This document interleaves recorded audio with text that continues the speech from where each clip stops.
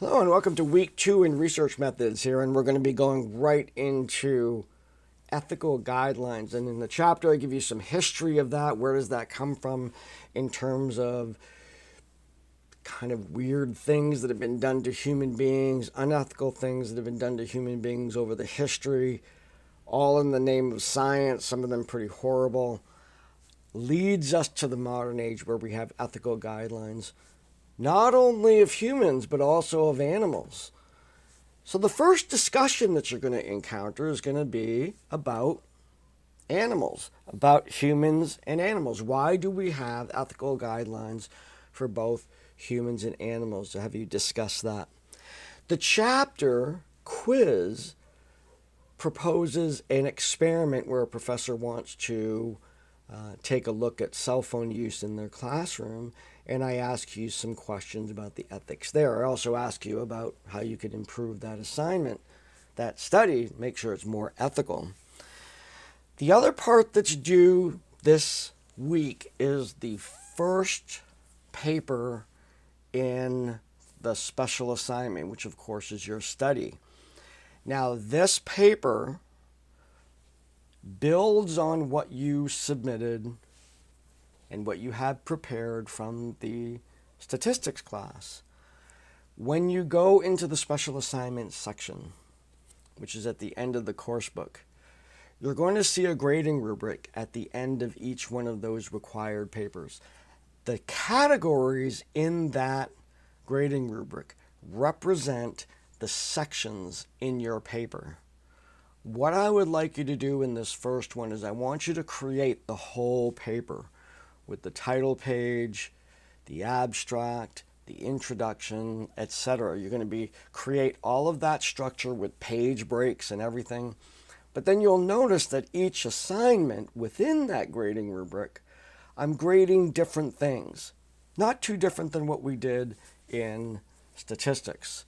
So this first one that's coming out, you're going to be taking a lot of the information from your proposal in statistics and reformatting it into this particular document. In fact, you could even take that old file from statistics and reformat it, and save it as a new file, keeping all that material in and transfer over to these new sections that we're going to be looking at.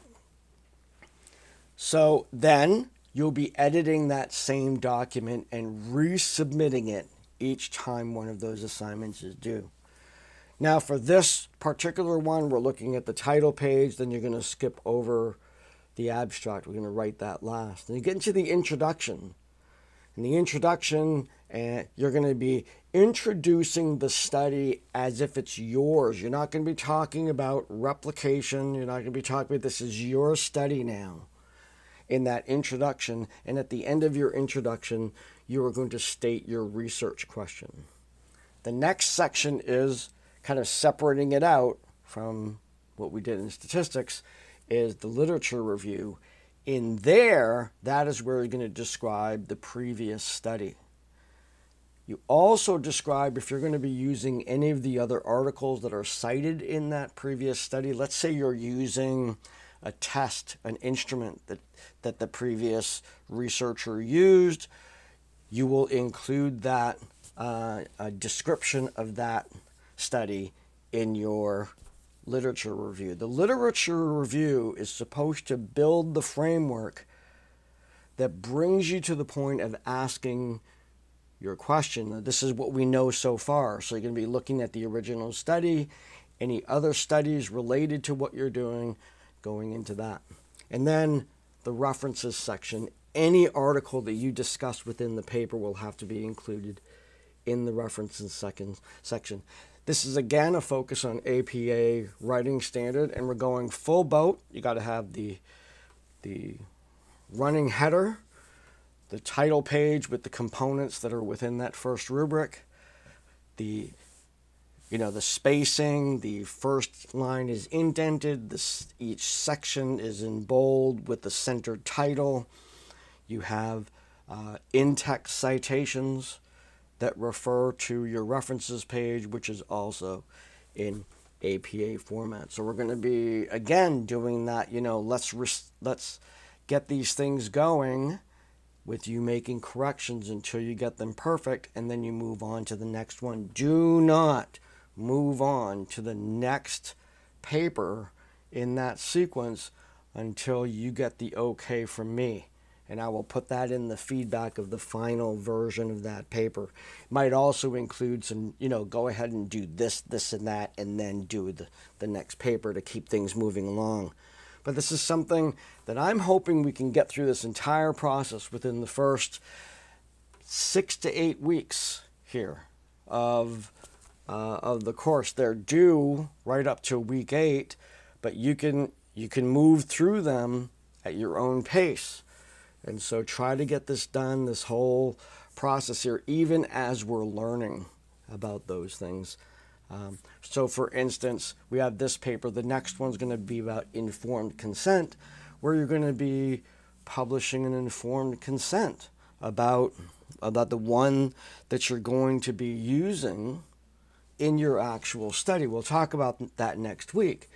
But the only thing I'm going to be grading on that next paper is something that's in your appendix at the end of the paper. That's the only thing I'm going to be looking at.